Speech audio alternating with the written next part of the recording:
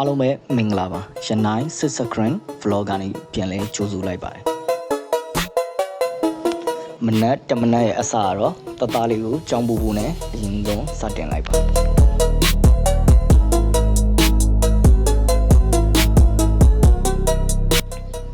တသားကိုလည်းကြောင်းပူပြီးဆိုတော့ကျွန်တော်ကရိုက်လိုင်းနဲ့ဝင်ပြီးတော့မှအာဒီနည်းနည်းဝင်အောင်လုပ်ပါတယ်ရိုက်မှစားရတယ်ရိုက်စားရေးဆိုတော့လေမိုးလင်းတာနဲ့ကျွန်တော်ရှိရရိုက်သမားတွေရတယ်ဖောင်းတိုင်းနဲ့အတကုံစောနေပါဘူးတမအာစီဘွားကြကြနဲ့အကျော်ခွားမရှိပဲမှန်ကန်ဒီဇိုင်းမလုပ်မယ်ဆိုရင်ဘယ်အလုံးမစိုးအောင်မြင်နိုင်လဲဆိုတာကျွန်တော်ရဲ့ကိုတွေ့ပါပဲရ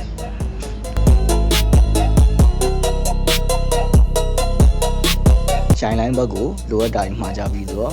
ပါကင်လိုင်းဘက်ကိုကျွန်တော်ဝင်ကြည့်ရခါမှာဆိုတော့ကျွန်တော်ရဲ့ချစ်ကိုယ်တိုင်းဝင်ပြီးတော့မှပါကင်လေးထိုးဖို့ပြီးနေတာကိုတွေ့လိုက်ရတော့စိတ်ချသွားတယ်ကျွန်တော်တခြားလို့တော့လုပ်လို့ရပါတယ်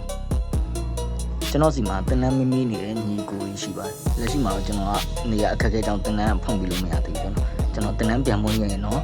ကျွန်တော်ဒီ TikTok Facebook ပေါ်ကနေပြီးတော့ကျွန်တော်ကြီးညာပေးပါမယ်။ကြည့်ကျွန်တော်လည်းစင်ရင်ကြိုတင်ပေးသွင်းလာလို့ရအောင်ကျွန်တော်ဖွင့်ပြီးကြရင်တော့ပြန်လဲဆက်သွယ်ပြီးပါမယ်